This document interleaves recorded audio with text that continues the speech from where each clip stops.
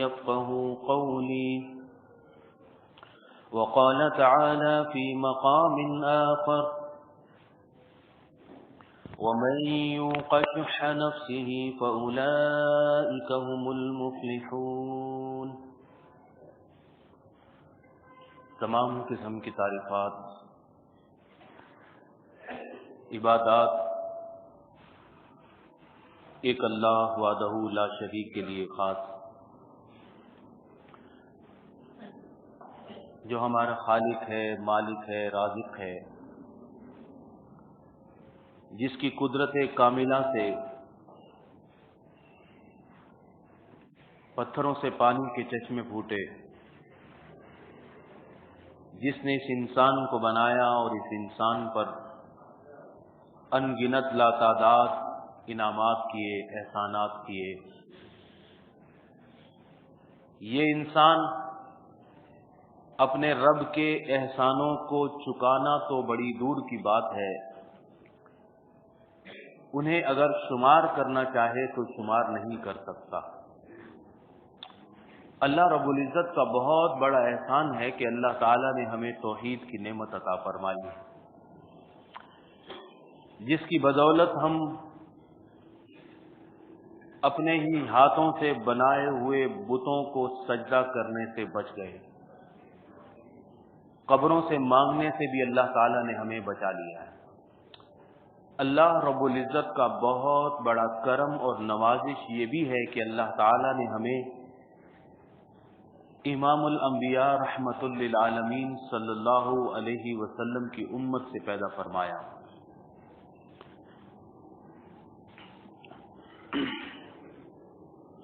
ان گنت لاتعداد درود و سلام ہوں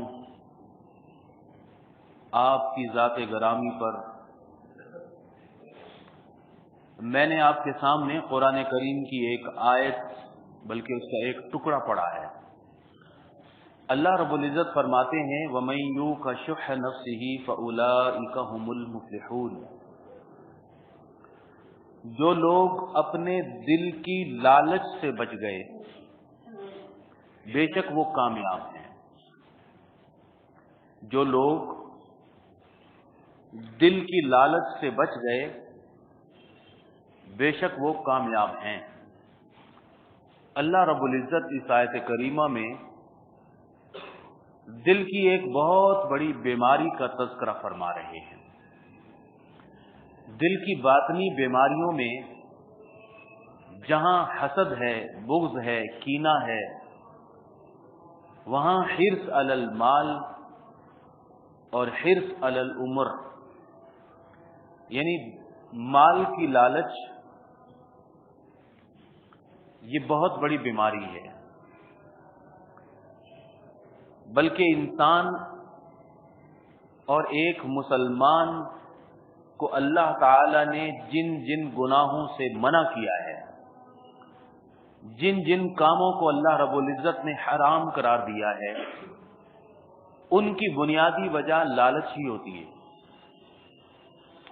جیسا کہ ہم آگے جا کر انشاءاللہ ایک ایک بات اور ایک ایک گناہ کی تھوڑا تھوڑا سا جب وضاحت میں جائیں گے تو سمجھ میں آ جائے گا کہ سب سے بڑی بنیادی وجہ دل کی بیماری لالچ ہے. بے شمار حرام کاموں کی بنیاد لالچ پر ہی ہوتی ہے. مشہور ہے کہ لالچ بری بلا ہے. اللہ رب العزت فرما رہے ہیں کہ لالچ سے جو بچ گیا وہ کامیاب ہے، اور جو لالچ کے اندر پھنس گیا وہ ناکام اور نامراد ہے. قرآن کریم میں اللہ رب العزت نے لالچ کے لیے جو لفظ استعمال کیا ہے عربی زبان میں شح، وَمَن يُوقَ شُحَّ نَفْسِهِ، شین ہا،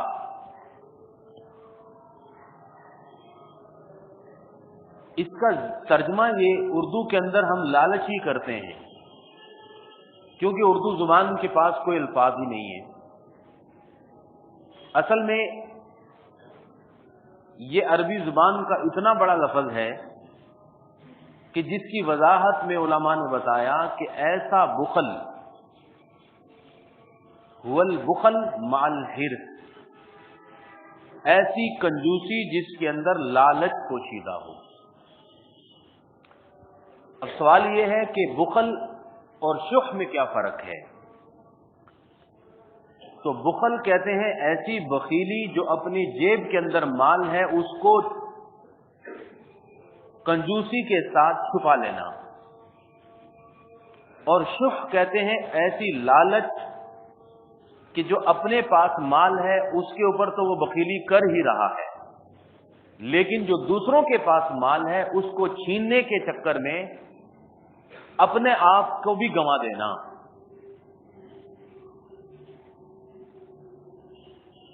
یہ تھوڑا سا مشکل یا فلسفیانہ سی بات ہو گئی، اس کو سمجھنے کے لیے ہم ایک آسان سی مثال دیتے ہیں۔ آپ نے بچپن کی کتابوں میں پڑھا ہوگا کہ ایک کتا جس کے منہ میں ہڈی تھی اور کتے کی خوراک ہڈی ہی ہے، اس کو مل گئی تھی، لیکن مشہور ہے کہ کتا بہت لالچی جانور ہے۔ راستے میں اس نے ایک پانی کے تالاب پر نظر ڈالی تو اسے وہاں پر ایک اور کتا نظر آیا اور اس کے منہ میں بھی ہڈی تھی، تو لالچی تھا، تو اس لالچ کے چکر میں اس نے کہ میں اس نظر آنے والے کتے کی ہڈی بھی چھین لوں، منہ کھولا، جھپٹا مارا، جس کے نتیجے میں اس کے اپنی جو منہ کی ہڈی تھی وہ بھی تالاب میں گر گئی۔ اس کو کہتے ہیں کہ ایک وہ چیز جو تمہارے ہاتھ میں ہے وہ بہتر ہے،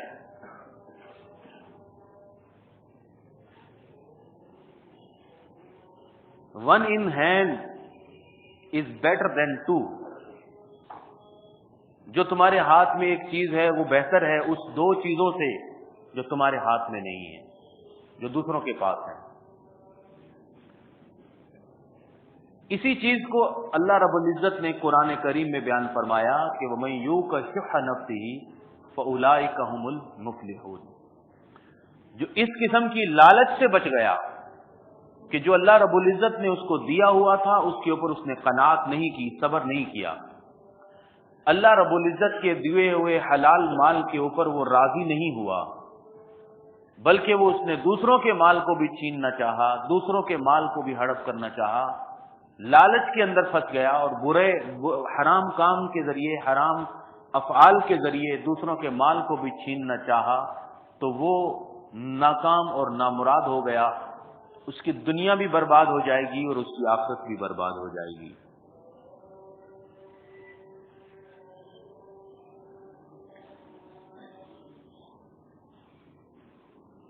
دنیا کی لالچ، مال کی ہرس، دنیا کی لالچ، مال کی لالچ، یہ ایسی بڑی بیماری ہے کہ نبی کریم صلی اللہ علیہ وسلم نے فرمایا آدمی بوڑھا ہوتا چلا جاتا ہے، یحرم ابن آدم، انسان بوڑھا ہو جاتا ہے اور وہ بوڑھا ہوتا چلا جاتا ہے، یشب منہ اثنان، لیکن اس کے اندر دل کی دو بیماریاں ہیں وہ جوان ہو جاتی ہیں۔ ہونا یہ چاہیے تھا کہ بڑھاپے کے عالم میں دل کی ان بیماریوں کو بھی برا ہو جانا چاہیے تھا، نہیں ہوتی، یہ انسان کی فطرت ہے۔ وَأُحْضِرَتِ الْأَنفُسُ الشُّحَّ، اللہ نے انسانوں کے دلوں کے اندر اس قسم کی لالچ ڈال دی ہے، امتحان لیا اللہ رب العزت نے، اس کے دل میں مال کی محبت بھی ڈال دی، زندگی دنیا کی محبت بھی ڈال دی، عمر کی محبت بھی ڈال دی، جوانی کی محبت بھی ڈال دی، لیکن اللہ رب العزت نے ان چیزوں کو ہمیشہ کے لیے نہیں رکھا۔ آپ بھی جانتے ہیں، میں بھی جانتا ہوں، نہ جوانی ہمیشہ قائم رہتی ہے، نہ مال اور حرص ہمیشہ قائم رہتی ہے، نہ دنیا ہمیشہ قائم رہتی ہے، سب کچھ چھٹ جاتا ہے، لیکن دل میں ڈال کے اللہ رب العزت نے امتحان لیا کہ دیکھیں تو صحیح میرا بندہ اس امتحان کے اندر کیا کرتا ہے اور کیا نہیں کرتا۔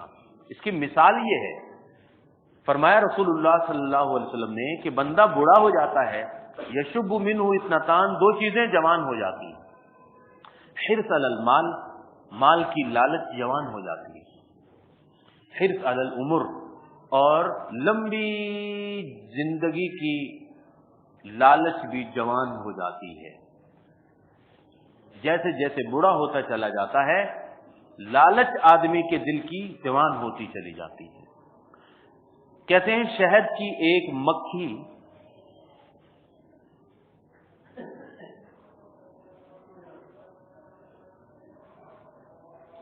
ایک شہد کا قطرہ اور ایک چونٹی کی مثال، علماء اور مفکرین نے اس قسم کی حکایتوں سے دراصل ہم جیسے نادان لوگوں کو سمجھانے کی کوشش کی ہے کہ ایک چونٹی جا رہی تھی اور اس کے سامنے شہد کا ایک بڑا سا قطرہ گر گیا، اس نے وہ شہد چکھا اور چلی گئی۔ راستے میں اس کو مزہ آیا کہ یہ شہد اتنا زیادہ لطف اندوز اور اتنا زیادہ لذیذ ہے کہ یہ جو میں تھوڑا سا چکھ کے آگے چلا گیا ہوں نا، یہ صحیح نہیں ہے، مزید لینا چاہیے۔ وہ چنانچہ چونٹی واپس آ جاتی ہے مزید کے چکر میں۔ پھر اس نے شہد کو چکھا، تھوڑا سا پیا، اس کا جو مزہ مزید بڑھ گیا۔ اس نے کہا کہ یہاں سے جانا تو حماقت ہے،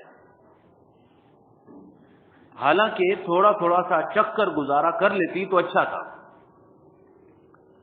لیکن وہ پھر لوٹ آئی۔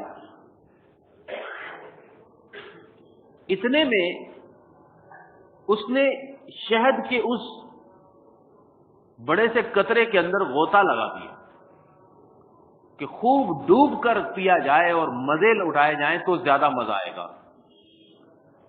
تھوڑی دیر وہ شہد کے اس کے نزدیک سمندر تھا، شہد کے سمندر کے اندر وہ غوطہ زن رہی،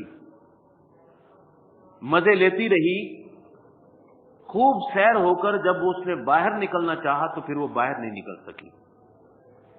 اس کے پاؤں، اس کے ہاتھ زمین پر چپک گئے۔ چنانچہ وہ وہیں شہد کے اس بڑے سے قطرے کے اندر تڑپ تڑپ کر مر گئی۔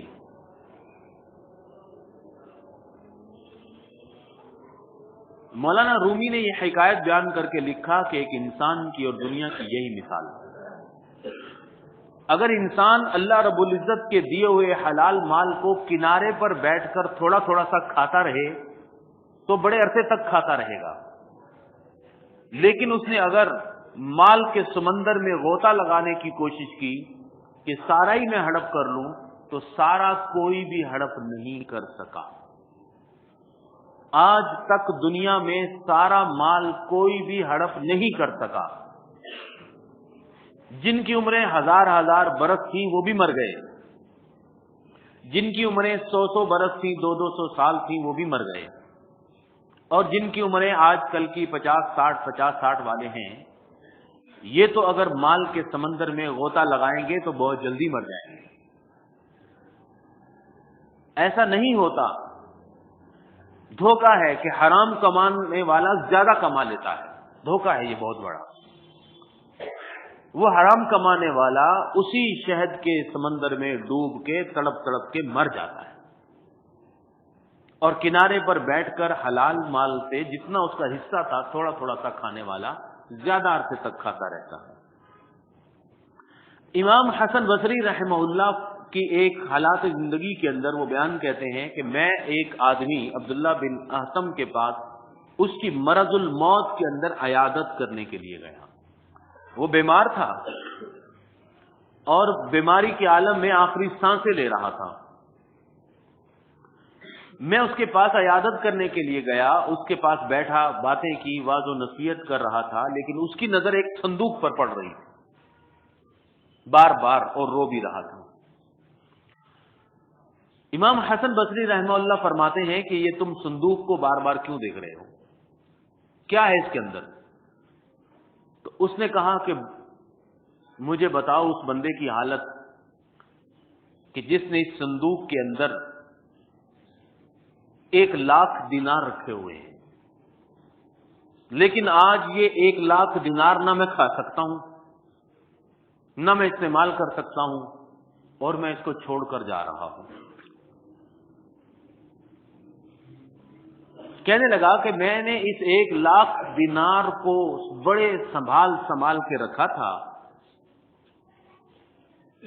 لالچ کی انتہا یہ تھی کہ میں اس میں سے زکوٰۃ بھی نہیں دیتا تھا کہ کم نہ ہو جائے۔ میں اس مال کو صلہ رحمی کے اندر رشتے ناتوں میں اپنے ماں باپ کو، اپنی اولاد کو، بیوی بچوں کو کھلاتا بھی نہیں تھا کہ ختم نہ ہو جائے۔ میں اپنے بہن بھائی، رشتے دار، کوئی غریب تھا تو اس میں سے، اس مال میں سے کبھی اس کو کچھ بھی نہیں دیا تھا میں نے۔ پھر امام حسن بصری رحمہ اللہ نے پوچھا کہ ابے بے وقوف، یہ جمع تو نے کیوں کیا تھا یہ بتا، ایک صندوق کے اندر جو 1,00,000 دینار تو نے رکھے ہیں یہ کیوں رکھے تھے؟ اس نے کہا کہ دراصل میں نے یہ 1,00,000 دینار اس لیے رکھے تھے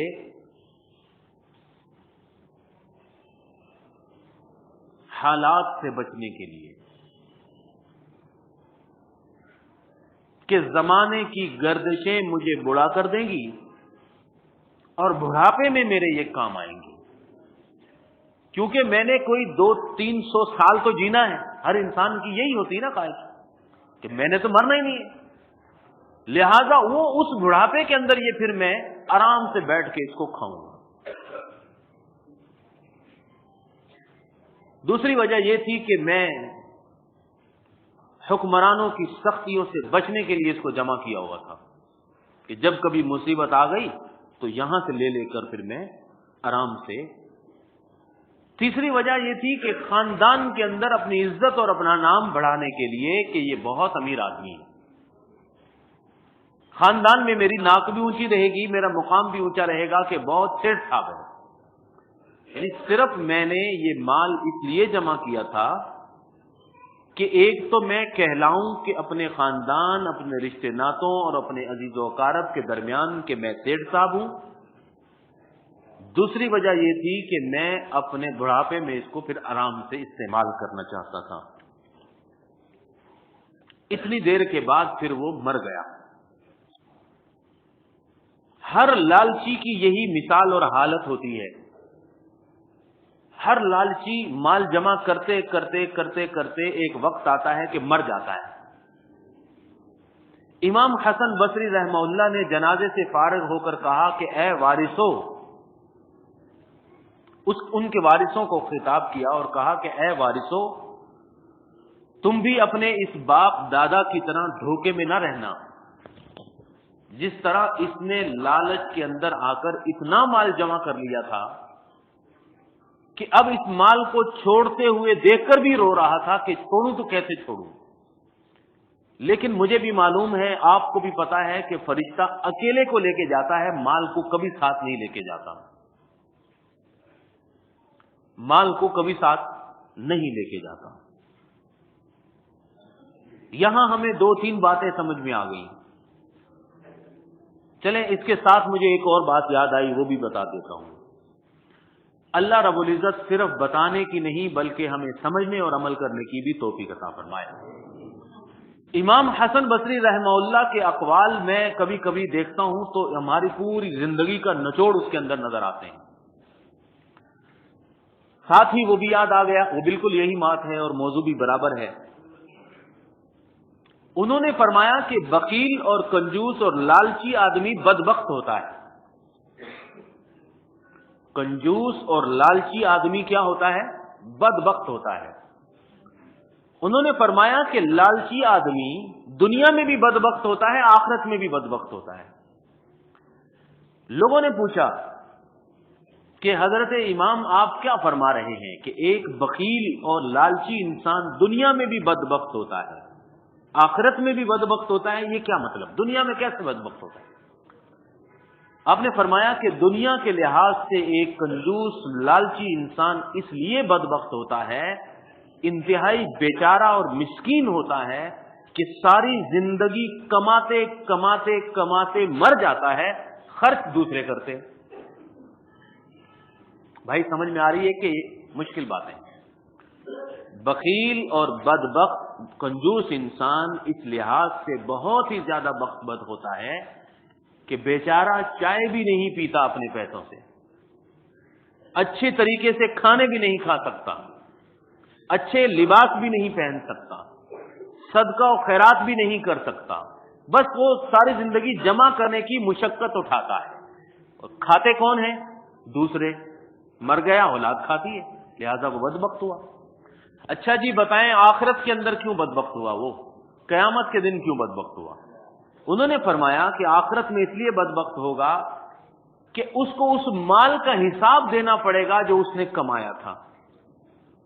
بھائی کمایا تھا نا، جمع تو کیا تھا، حساب تو دینا پڑے گا، لیکن وہ کھا نہیں سکا تھا، خرچ نہیں کر سکا تھا، لہذا پھر وہ روئے گا بدبخت انسان۔ وہ کہے گا کہ یہ کیا بات ہو گئی، دنیا میں میں اس لیے بدبخت ٹھہرا کہ کماتے کماتے مر گیا، کھا نہیں سکا، اللہ کی راہ میں لٹا نہیں سکا، میں کہتا رہا کہ مالی مالی مالی میرا مال میرا مال میرا مال۔ رسول اللہ صلی اللہ علیہ وسلم نے فرمایا کہ بدبخت انسان کہتا ہے میرا مال میرا مال میرا مال۔ کہاں ہے تیرا مال؟ تیرا مال نہیں ہے یہ۔ اب نے فرمایا تیرا مال وہ ہے جو تو نے کھا لیا، جو ملا کھا لیا، تیرا مال وہ ہے جو تو نے صدقہ و خیرات کر دیا، اور جو تو نے جمع کیا وہ تیرا مال نہیں ہے، وہ تیرے وارثوں کا مال ہے۔ تو ابھی مر گیا تو وہ کس کا مال کہلائے گا؟ تیرے وارثوں کا مال کہلائے گا۔ تو مطلب یہ ہوا کہ تو نے اتنی مشقت اور کٹھن زندگی اختیار کی، کس کے لیے؟ وارثوں کے لیے، تو بدبخت ٹھہرا۔ اور اب قیامت کے دن اس لیے بدبخت ٹھہرا کہ حساب تو تجھے دینا پڑے گا نا، مال تو تیرا ہی تھا۔ پیارے نبی صلی اللہ علیہ وسلم نے ہمیں ایسی لالچی زندگی اور بخیلی والی زندگی سے سمجھانے کے لیے قیامت کے دن کا منظر بھی بتایا۔ آپ نے بتایا کہ اللہ کے سامنے ایک بندہ آئے گا، اللہ رب العزت اس سے پوچھیں گے بندے میرے کیا تو لایا؟ غور سے لفظ کو سنیں، میرے بندے تو کیا لے کر آیا؟ وہ کہے گا کہ اے اللہ جو کچھ میرے پاس دنیا میں تو نے مجھے دیا تھا، جب میں دنیا سے گیا تو میں اس سے کہیں زیادہ چھوڑ کر آیا تھا۔ ایک رکشہ تو نے دیا تھا تو میں 10 رکشے چھوڑ کے آیا ہوں، ایک کار تو نے دی تھی میں نے 10 گاڑیاں چھوڑی ہیں، ایک گھر دیا تھا میں نے 10 بنگلے چھوڑے، میں نے اتنی فیکٹریاں چھوڑی، میں نے اتنے کاروبار چھوڑے۔ اللہ رب العزت فرمائیں گے میرے بندے تو کیا لایا؟ پھر وہ بندہ وہی کہانی سنائے گا کہ اے اللہ میں دنیا میں بہت کچھ چھوڑ کے آیا، مجھے جانے کی اجازت دو، آتی کبھی کھلی ہی میں سارا مال تیرے پاس ابھی لے کے آتا ہوں۔ اللہ رب العزت فرمائیں گے میں پوچھتا ہوں تو یہاں کیا لے کر آیا؟ وہ بار بار وہی رٹ لگائے گا کہ اللہ مجھے دنیا میں تو جانے دے، میں سارا مال لے کر آؤں گا، میں بہت کچھ چھوڑ کر آیا تھا۔ نتیجتاً اس کے نامہ اعمال کو دیکھا جائے گا تو کچھ بھی آگے کے لیے اس نے نہیں لایا، خالی ہاتھ، خالی جیب و دامن، خالی نامہ اعمال، 1 روپیہ بھی اس نے اللہ کی راہ میں نہیں دیا تھا، وہ سب کچھ پیچھے چھوڑ کے آیا تھا نا۔ اور اللہ کے ہاں یہ دستور نہیں ہے کہ کسی کو دوبارہ دنیا میں بھیجے کہ جاؤ واپس سارا مال لے کر آؤ، کوئی دستور نہیں ہے اللہ کے ہاں۔ اللہ رب العزت کا تو ایک ہی دستور ہے جو اس نے قرآن میں اور رسول اللہ کی زبانی بتا دیا کہ جو تم نے کھا لیا وہ تیرا مال، جو تم نے پہن لیا وہ تیرا مال، جو تم نے خرچ کر دیا بیوی بچوں پہ، ماں باپ پہ، اولاد پہ، بہن بھائیوں پہ، رشتہ داروں پہ، غریبوں پہ، یتیموں پہ، فقیروں پہ، اللہ کی راہ میں دین کے لیے خرچ کر دیا وہ تیرا مال کہلائے گا، وہ تیرے اکاؤنٹ میں جمع ہو گیا، وگرنہ باقی جو چھوڑ کے آیا ہے وہ تیرا نہیں ہے۔ الشیطان یعدکم الفقر ویأمرکم بالفحشاء، شیطان ہمیشہ بندے کو ڈراتا ہے کہ بھائی لالچ لالچ لالچ لالچ، فقیری سے ڈراتا ہے، فقیری سے ڈراتا ہے کہ تو نے اگر نیک کام کے اندر 1 روپیہ بھی خرچ کیا تو تو بھوکا مرے گا، ڈراتا رہتا ہے 24 گھنٹے۔ لیکن یہی بدبخت شیطان وَيَأْمُرُكُمْ بِالْفَحْشَاء دوسرے کاموں کے اندر، گناہوں کے کاموں میں کہتا ہے لٹا دے، کوئی بات نہیں ہے، جتنا لٹانا ہے لٹا دے۔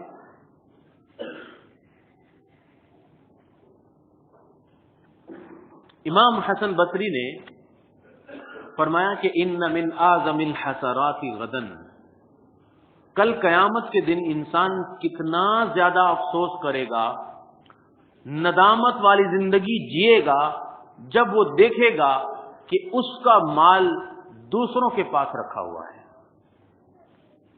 دوسروں کے میزان اور ترازو اور نامہ اعمال میں اس کا مال پڑا ہوگا۔ وہ کہے گا کہ حساب مجھے دینے پڑ رہے ہیں، نیکیاں دوسروں کے پاس چلی گئی ہیں، یہ کیا معاملہ ہے؟ یہ وہی بدبخت آدمی ہوگا جو سارا مال جمع کر کے دنیا میں چھوڑ کے چلا گیا۔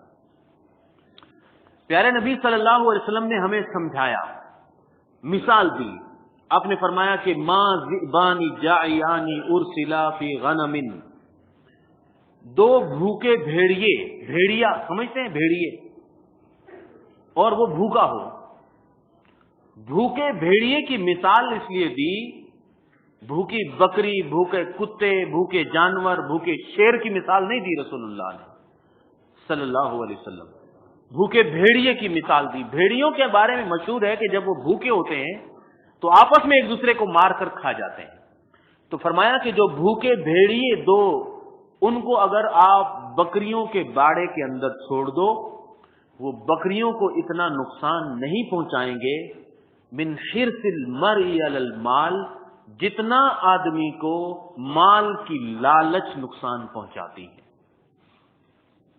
وَالشَّرَفِ لِدِينِهِ، اور دینداری کی وجہ پر، دینداری کی بنا پر، دینداری کو اپنا کر عہدے شہرت کی لالچ جتنا آدمی کو نقصان پہنچاتی ہے۔ مال کی لالچ آدمی کو جتنا نقصان پہنچاتی ہے، اتنا بھوکا بھیڑیا بھی بکری کو نقصان نہیں پہنچاتا۔ یہ حدیث کا ایک ٹکڑا ہے جو ہمارے موضوع کے مطابق ہے۔ دوسری بھی لالچ ہے، دوسری جو چیز ہے وہ بھی لالچ ہے کہ آدمی دین کو اس لیے سیکھتا ہے یا دین کو اس لیے اختیار کرتا ہے کہ مجھے دنیا کی شہرت، دنیا کی نام، دنیا کی ناموری اور دنیا کے اندر عہدے کی لالچ ہوتی ہے۔ اس کو کہتے ہیں حب جاہ، حب مال اور حب جاہ۔ ہم صرف حب مال کے اوپر ہی فوکس کرتے ہیں۔ رسول اللہ صلی اللہ علیہ وسلم نے فرمایا اہل النار خمسۃ، 5 قسم کے لوگ جہنمی ہیں۔ ان 5 قسم کے لوگوں میں آپ نے اس ایک آدمی کا بھی تذکرہ فرمایا۔ آپ نے فرمایا کہ الخائن الذی، وہ خیانت کرنے والا آدمی، الذی لا یخفی لہ طمع، جس کی لالچ کبھی کم نہیں ہوتی، ان دقا الا خانہ، کہیں بھی اس کو 1 روپے کا فائدہ مل رہا ہے فوراً وہ خیانت کرتا ہے، جھوٹ بولتا ہے، دھوکہ دیتا ہے، فوراً وہ جھوٹ بولتا ہے، دھوکہ دیتا ہے، فراڈ کرتا ہے، 1 روپیہ۔ اور یہ جو لالچ والی زندگی ہے آپ دیکھ رہے ہیں چاروں طرف ہمارے نظر آ رہی ہے، لالچ لالچ، کوئی وعدے کی پابندی نہیں، کوئی زبان کا احساس نہیں، کوئی اخلاقیات نہیں، کوئی اللہ کا ڈر نہیں، کوئی نبی کی تعلیمات کا پاس نہیں۔ اگر آپ کسی کو کہیں کہ یہ 10 روپے کی چیز ہے، وہ وعدہ کر لے آپ سے کہ ٹھیک ہے آپ مجھے 10 روپے دیں، کل میں آپ کو چیز دے دوں گا، کل اسے کوئی 11 روپے بھی دے دے، 1 روپیہ دے دے، وہ وہیں جھوٹ بول کے 11 روپے والے کو بیچ دے گا۔ چاروں طرف آپ کو نظر آتا ہے، 1 روپیہ کا فائدہ نظر آ رہا ہوگا، جھوٹ بول دے گا۔ بے ایمانی اور دھوکہ کر کے کہے گا اس لالچ، اس کے پیچھے کیا ہے؟ لالچ، کہ بھائی زیادہ مل گیا نا۔ باقی پیچھے والے کو ٹوپی پہنانا بہت آسان ہے، کسی بھی طریقے سے پہچانیں گے، کسی بھی طریقے سے پہنا دیں گے ٹوپی۔ رسول اللہ صلی اللہ علیہ وسلم نے فرمایا منہومان لا یشبعانی، آپ نے فرمایا کہ دو انسان کبھی بھی، دو آدمیوں کا پیٹ کبھی بھی نہیں بھرتا، دو لالچیوں کا پیٹ کبھی بھی نہیں بھرتا۔ ایک وہ لالچی جو علم کا لالچی ہے، اس کو علم سے کبھی بھی سیری نہیں ہوتی، وَمَنْهُومٌ فِي الدُّنْيَا لَا يَشْبَعُ، اور دنیا کا لالچی بھی اس کا پیٹ کبھی نہیں بھرتا، دنیا کے لالچی کا پیٹ کبھی نہیں بھرتا۔ حرام کام اور حرام گناہوں کے پیچھے جتنا بھی سوچ ہے وہ لالچ، جتنی بھی سوچ ہے وہ لالچ۔ دھوکے بازی اور ہیلا بازی کو آپ سب جانتے ہوں گے، اور دھوکے بازی اور ہیلا بازی کے پیچھے کیا ہے؟ لالچ۔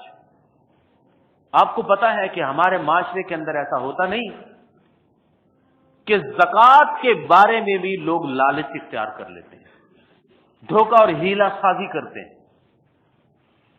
کہ 1,00,000 روپے زکوٰۃ دینی ہے، کیسے دیں؟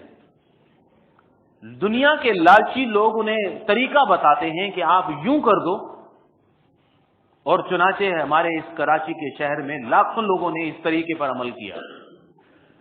وہ بعد کی بات ہے کہ اس لالچ کی اللہ رب العزت نے انہیں بہت بڑی سزا دی کہ بھائی لاکھوں کی زکوٰۃ نکلنی ہے، اس زکوٰۃ کے مال کو ایک تھیلی کے اندر بند کیا، کسی غریب کو اس کے ہاتھ میں پکڑا دیا کہ بھائی یہ لے لو، میں نے تمہیں زکوٰۃ دی، اس کو نہیں پتا کہ یہ کیا ہے اس کے اندر۔ پھر کہا بیٹا ادھر آنا، یہ لو 5,000 روپے، یہ تھیلی مجھے بیچ دو۔ کیا ہو گیا؟ اس سے تھیلی خرید لی، اس کو 5,000 مل گئے، غریب سمجھا کہ 5,000 بہت ہوتے ہیں، وہ چلا گیا بیچارہ۔ اس طریقے سے دھوکہ دہی اور ہیلا سازی سے زکوٰۃ لے کر واپس اپنی جیب میں ڈال دی۔ یہ میں اس لیے نہیں بیان کر رہا کہ یہ لوگ بھی عمل شروع کر دیں، میں اس لیے بیان کر رہا ہوں کہ ہے یہ لوگوں کے اندر ہیلا سازی، یہ لالچی زندگی ہے۔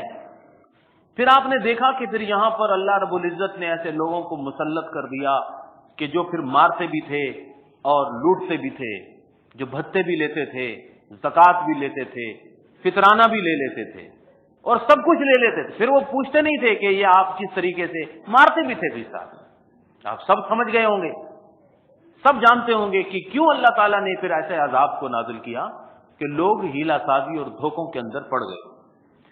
آپ دیکھیں گے کہ یہ بینکوں کے اندر اور دنیا کے اندر، میڈیا کے اندر جتنی بھی حرام اسکیمیں کی جاتی ہیں، پرائز بانڈ، پریمیم، فلاں کام، فلاں، ان سب کے پیچھے لالچ ہوتی ہے، اور یہ لالچ آدمی کو مرواتی۔ حالانکہ ایسا نہیں ہوتا کہ آپ بینک کے اندر 3,00,000 روپے جمع کریں اور آپ کو وہ جو کچھ سالوں کے بعد 3.5 روپے دیں گے تو آپ کو نظر یوں آ رہا ہے کہ یہ زیادہ ہو گیا مال، لیکن اللہ رب العزت فرماتے ہیں کہ نہیں، یہ زیادہ نہیں ہو گیا، یہ حرام ہے۔ یمحق اللہ الربا، اللہ سود کے اندر برکت نہیں ڈالتا۔ آپ کہتے ہیں کیوں نہیں بھائی، میں نے 3,00,000 جمع کیے، کچھ سالوں کے بعد انہوں نے مجھے 3.5 دے دیے۔ میں یہ کہتا ہوں کہ اللہ کے بندو، یہ لالچ کی زندگی ہے، اس لیے کہ یہ بے وقوف بنا دیا آپ کو بہت زیادہ بینک نے۔ آپ نے جب 3,00,000 روپے جمع کیے تھے، اس وقت 3,00,000 کی جو ویلیو تھی، چند سالوں کے بعد جب انہوں نے تمہیں 3.5 روپے دیے تو وہ 3.5 روپے کی کوئی ویلیو نہیں رہی۔ پیسے کی ویلیو دن بدن گرتی چلی جاتی ہے۔ تو سود صرف نظر آنے والا دھوکہ ہے، حقیقت میں کوئی مال میں اضافہ نہیں ہوتا۔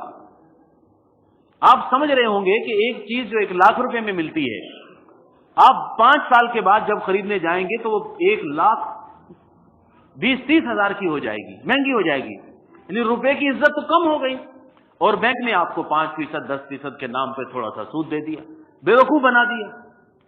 اگر آپ اس 3,00,000 روپے کا سریا ہی لے کے رکھ لیتے تو 3 سال کے بعد اس کی قیمت کئی گنا بڑھ چکی ہوتی، اور نہیں تو بھوسی ٹکڑے ہی رکھ لیں، یہ جو بھوسی ٹکڑے ہوتے ہیں ان کی قیمت بڑھ جاتی ہے، پتھروں کی قیمت بڑھ جاتی ہے، اینٹوں کی قیمت بڑھ جاتی ہے، لوہے کی قیمت بڑھ جاتی ہے، سود کی قیمت نہیں بڑھتی۔ سود نظر آتا ہے کہ زیادہ ہو گیا، حقیقت میں زیادہ نہیں ہوتا۔ جتنے عرصے کے بعد وہ تمہیں بینک پیسہ دیتا ہے اس عرصے کے بعد تو اس روپے کی کوئی عزت ہی باقی نہیں رہتی۔ کتنا خوبصورت ہے دین اسلام، کتنا خوبصورت ہے دین اسلام۔ میں کہتا ہوں ہمیں سجدے دو اضافی کر لینے چاہیے کہ اللہ کا شکر ہے کہ اتنا پیارا ہمیں دین عطا فرمایا، اور اس کے اندر اللہ تعالیٰ نے جوئے کو حرام قرار دے دیا۔ یہ جوا کیا ہوتا ہے؟ لالچ، لالچ، لالچ کہ 10 روپے کے چکر میں انسان اپنے 100 روپے بھی ضائع کر دیتا ہے، یہی تو ہے جوا۔ جوئے کے چکر میں آپ نے دیکھا نہیں کہ لوگ گھروں کے زیور بیچ دیتے ہیں، جوئے کے چکر میں لوگ اپنی بیویوں کو بیچ دیتے ہیں، جوئے کے چکر میں لوگ اپنے دین کو بیچ دیتے ہیں۔ تو کتنا پیارا دین اسلام ہے، قرآن کریم ہے، اللہ رب العزت کتنا مہربان ہے کہ ہمیں جوئے سے روک لیا کہ نہیں بھائی حرام، حرام ہے، یہ سخت ترین حرام ہے، یہ کبیرہ گناہ ہے۔ جیسے شراب حرام ہے، جیسے سور حرام ہے، ایسے جوا حرام ہے، اس لیے کہ یہ لالچ ہے۔ آپ دیکھ رہے ہیں کہ زیادہ کما لیا، وہ زیادہ نہیں کماتے، آپ کے پاس جو کچھ ہوتا ہے وہ بھی چلا جاتا ہے۔ یہ تو وہی مثال ہوگی کہ کتے کے منہ میں ہڈی اور اس نے دوسری ہڈی کو دیکھ کر اپنی ہڈی بھی پھینک دی۔ جتنی بھی آپ لاٹری، جوا، پریمیم، انشورنس، آپ جتنی بھی بینکوں کی، سود کی، حرام کاموں کی اسکیمیں دیکھیں گی، ان کے پیچھے وہ چیز جو آپ کے دل میں ڈالتے ہیں وہ لالچ ڈال دیتے ہیں۔ اکثر اوقات یہ ہوتا ہے کہ علماء بیان کر دیتے ہیں کہ یہ حرام ہے، یہ حرام ہے، لوگ سمجھتے ہیں کہ بھائی انہوں نے بیان کر دیا لیکن ہمارا اس کے بغیر اب گزارا نہیں ہے۔ لوگ کہتے ہیں، بہت سارے کہتے ہیں ہماری فیکٹریاں ہیں، ہمارے بڑے بڑے کاروبار ہیں، جس کی اگر ہم پریمیم ادا نہ کریں، انشورنس پالیسی نہ لیں تو ہم یہ جب نقصان ہوگا تو وہ کون بھرے گا؟ اگر کسی مزدور کو وہاں پر ٹانگ کٹ گئی تو اگر ہم نے اس کی انشورنس نہ لی ہوتی، وہ بینک اس کا پیسہ نہ دیتا تو ہمیں نقصان ہوتا، اور یہ قانون ہوتے ہیں کہ ہمیں اس کا پھر علاج کرنا پڑے گا۔ تو میں یہ کہتا ہوں، بلکہ میں کیا کہتا ہوں، میں نالائق ہوں، بلکہ ہمارے علماء نے بہت ہی بہترین طریقوں سے، ہمارا دین اسلام کمتر نہیں ہے، ایسا نہیں ہے کہ اس نے دنیا کے اصول نہیں بتائے اور دنیا کے ساتھ چلنے کا طریقہ نہیں بتایا۔ تو اسلامی معیشت کے اندر اللہ کے رسول صلی اللہ علیہ وسلم نے ہمیں ایک طریقہ وقف کے نام پہ بتایا تھا، جس کو چھوڑ دیا مسلمانوں نے، اور یہودیوں سے ہم نے انشورنس اور یہ جو ہے نا پالیسی کے نام پہ ہم نے بہت ساری چیزیں لے لی۔ وقف کا مطلب یہ ہوتا ہے کہ اگر آپ فیکٹری کے مالک ہو تو آپ فیکٹری کے پیسوں سے ایک دکان لے کر وقف کر دیں کہ اس کو بیچا نہیں جا سکتا، اس کی آمدنی جو ہوگی، کرائے کی جو آمدنی ہوگی وہ جمع ہوتی رہے گی، جمع ہوتی رہے گی، جمع ہوتی رہے گی۔ اب جتنے بھی نقصان ہوا کریں گے اس میں سے ہم اس کو ادا کر دیں گے۔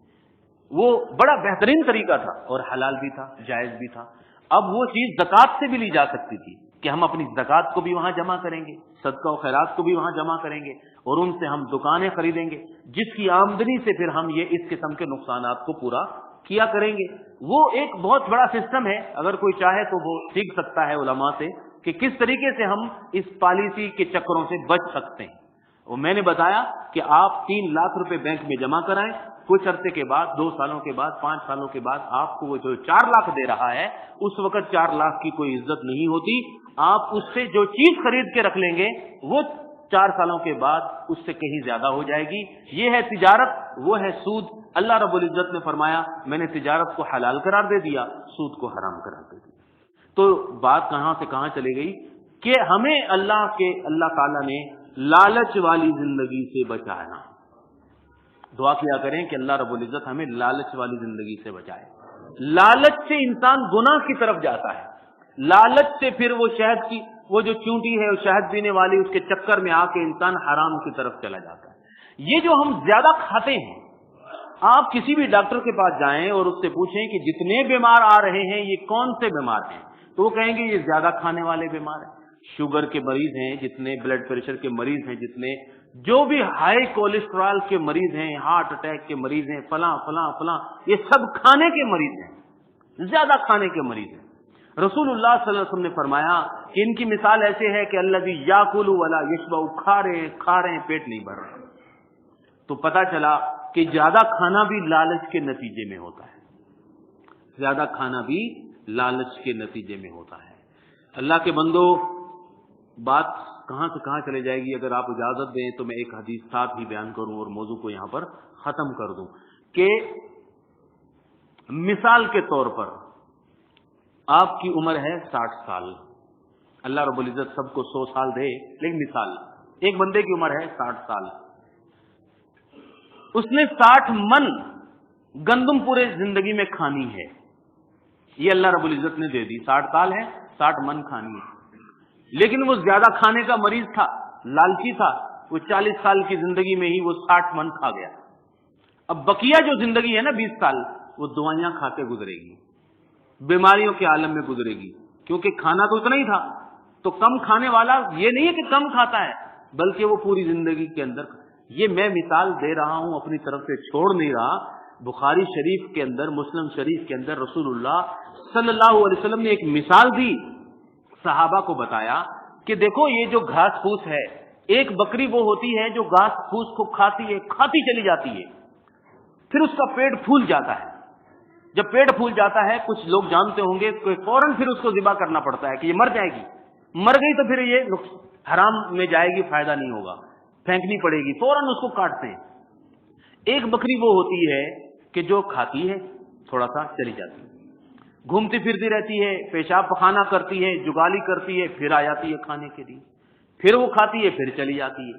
یہ بکری اچھی ہے جو وہ ایک مرتبہ کھاتی اور کھاتی ہی چلے گئی یہاں تک کہ اس کو موت کے قریب کر گئی. یہ بخاری شریف کے اندر رسول اللہ صلی اللہ علیہ وسلم نے سمجھایا. تو آپ سمجھیں کہ ہمیں جسمانی بیماریاں, روحانی بیماریاں, جتنے حرام کام ہے دنیا کے اندر, اس کے پس منظر میں انسان کی لالچ پوشیدہ ہوتی ہے, اور جو لالچ سے بچ گیا فاولئک هم المفلحون, وہ کامیاب ہو گیا.